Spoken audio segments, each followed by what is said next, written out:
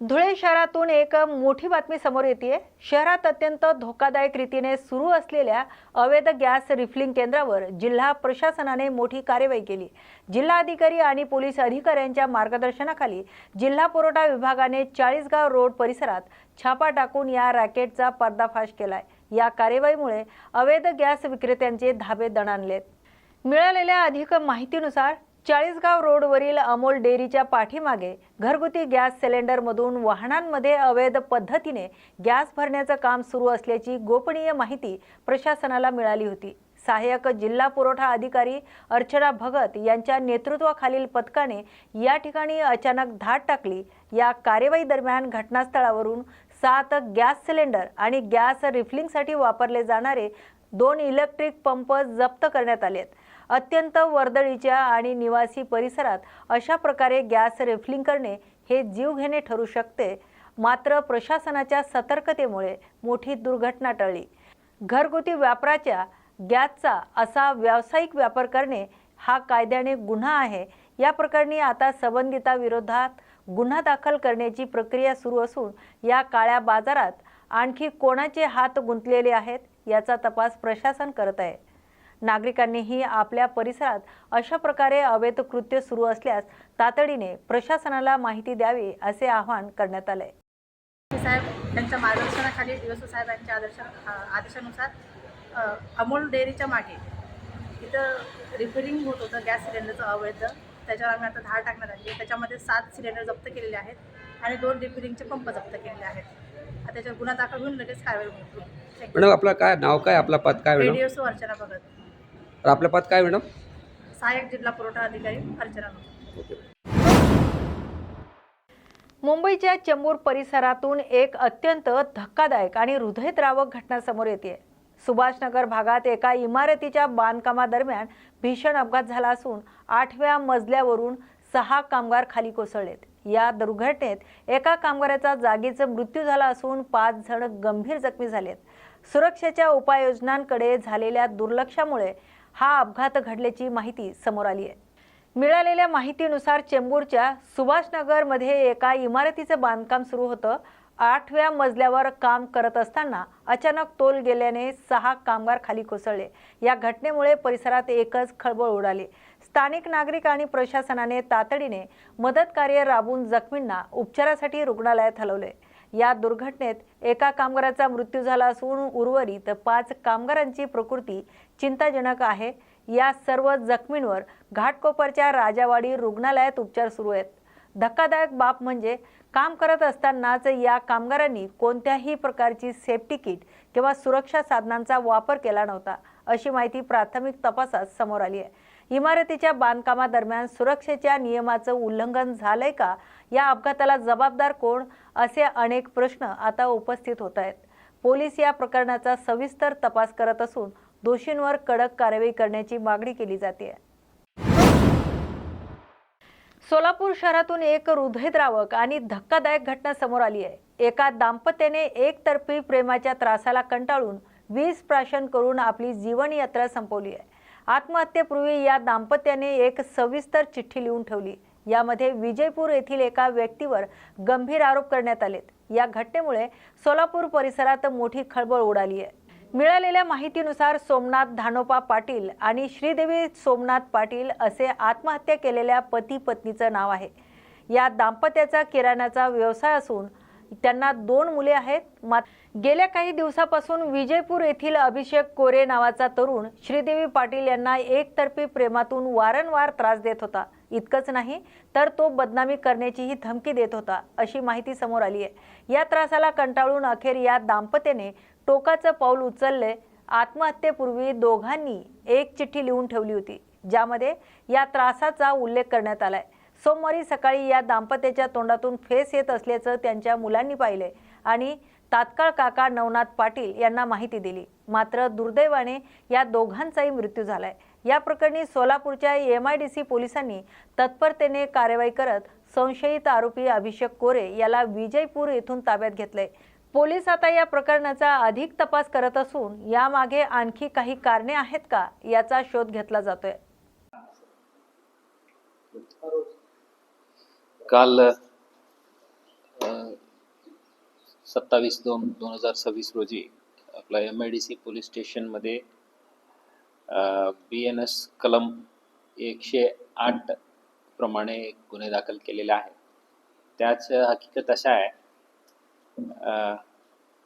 कलावती नगर MIDC येथे राहणारे सोमनाथ पाटील आणि त्यांच्या पत्नी श्रीदेवी सोमनाथ पाटील दोघजणांनी विषसारखा गोष्ट भाषण करून आत्महत्या केलेला आहे. त्यात मृतकांच्या भाऊ श्री मल्लीनाथ पाटील यांच्या फिर्यादमधून आम्ही हे गुन्हे दाखल केलेले आहेत. त्यात एक व्यक्ती आरोपी नामे अभिषेक कोरे यांनी श्रीदेवी सोमनाथ पाटील यांना खूप दिवसापासून त्रास देत होतो. त्यांच्या त्रासात कंटाळून ते आत्महत्या करत आहेत अशा आम्हाला सुसाईड नोट मिळालेला आहे. त्या आधारावर गुन्हे दाखल करून आरोपी अटक करून पुढील तपास करण्यात येत आहे.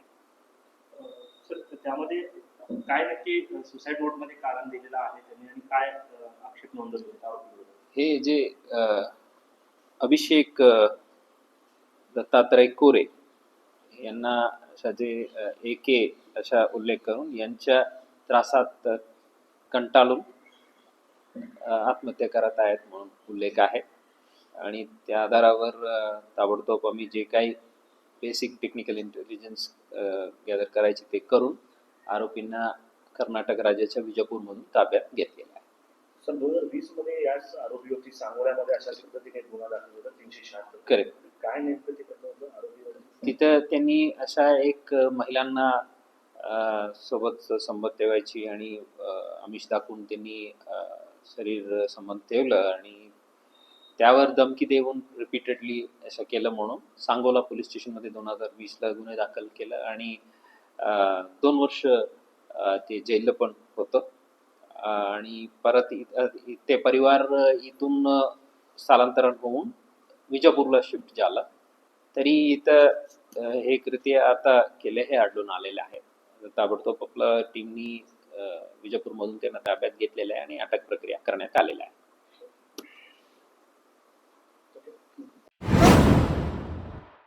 धुळे जिल्ह्यातून एक मोठी आणि थरारक बातमी समोर येते. साताऱ्यात दरोडा टाकून तब्बल 21 तोळे सोने लंपास करणाऱ्या टोळींचा शिरपूर पोलिसांनी सिने स्टाईलने पाठलाग करून मुसक्या आवळल्यात. अत्यंत चलाखीने पसार होण्याच्या प्रयत्नात असलेल्या 5 अट्टल दरोडेखोरांना पोलिसांनी बेड्या ठोकल्यात. त्यांच्याकडून मुद्देमालही जप्त करण्यात आलाय. मिळालेल्या माहितीनुसार या 5ही आरोपींनी सातारा जिल्ह्यात 21 तोळे सोन्याची लूट केली होती आणि त्यानंतर ते धुळ्याच्या दिशेने पसार झाले होते.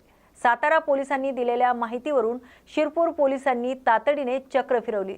वरिष्ठांच्या आदेशानुसार शिरपूर पोलिसांनी टोल नाका परिसरात मोठा सापळा रचला होता. मात्र पोलिसांच्या सापळ्यांची कुणकुण लागताच या चोरट्यांनी आपला मार्ग बदलला आणि ते आडमार्गे पसार होण्याचा प्रयत्न करू लागले.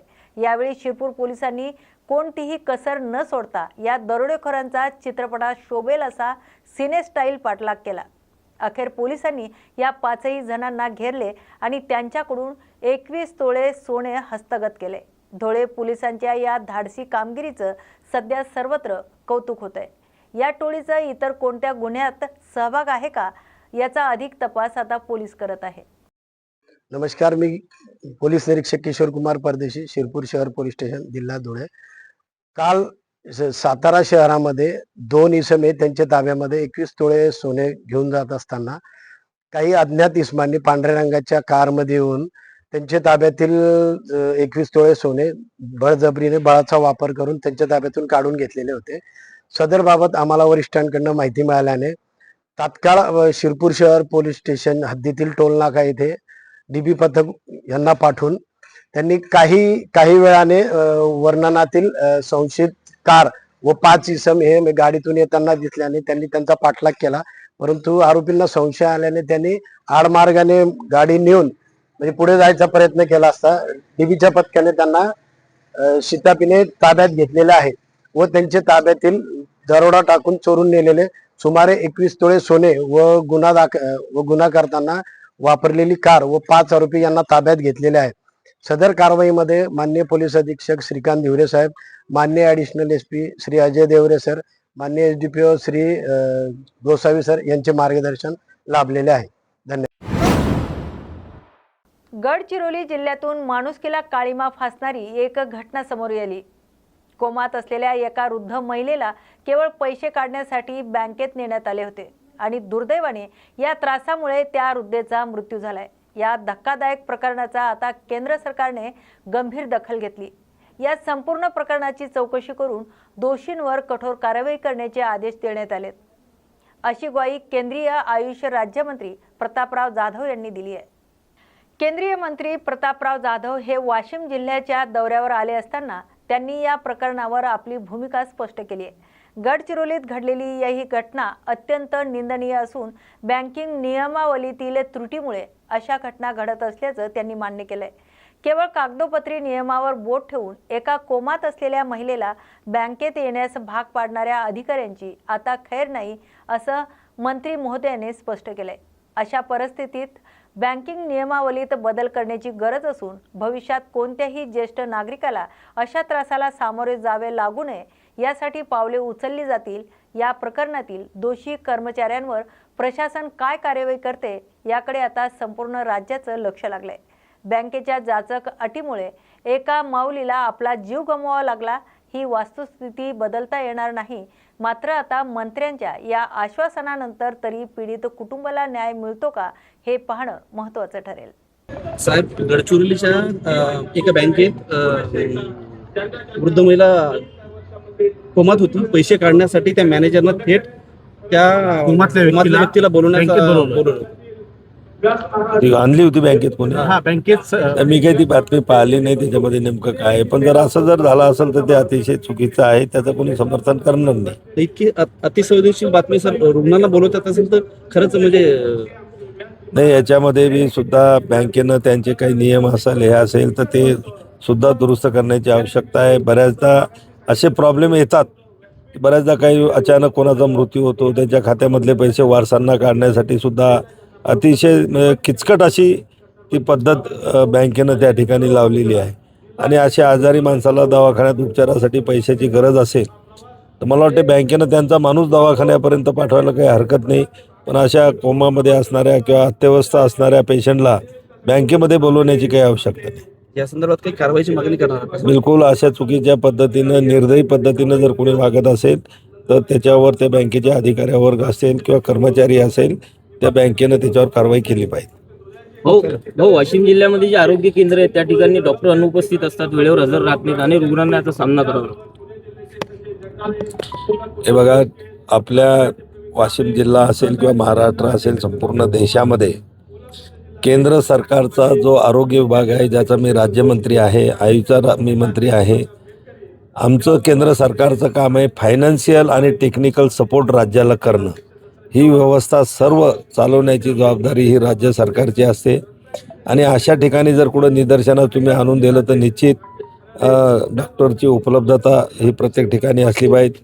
कारण की आता बऱ्याच ठिकाणी आपण पाहतो की CSC असेल, PSC असेल, आयुष्यमान आरोग्य मंदिर असतील, मोठ्या प्रमाणामध्ये वाशिम जिल्ह्यामध्ये सुद्धा अपग्रेड झालेले आहेत, नवीन इमारती तयार झालेल्या आहेत आणि लोकांचा त्या ठिकाणी फुटफॉल जो म्हणतो तोही वाढलेला आहे. तर त्या ठिकाणी डॉक्टराची नियुक्ती असणं आवश्यक आहे. डॉक्टरांनी वेळेवर हजर राहिलं पाहिजे. कारण की रुग्णांच्या सेवा करण्यासाठीच केंद्र आणि राज्य सरकार एवढ्या मोठ्या प्रमाणामध्ये त्या ठिकाणी खर्च करतं. आजच्या बातमीपत्रात आपण इथेच थांबतोय. अशाच नव्या आणि ताज्या बातम्या पाहण्यासाठी पाहत राहा न्यूज मराठी 24/7. नवा भारत, नवा विचार.